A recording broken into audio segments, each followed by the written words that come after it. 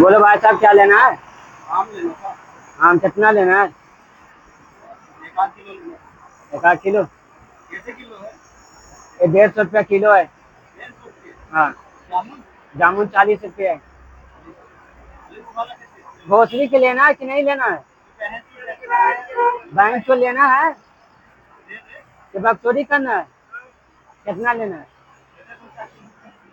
2-4 kilo कितना लेना है बोलो? कितना लेना है? 2-4 किलो आ जाता सुबह सुबह माथा खराब करने के लिए। भोसरी के लेना है बैंक को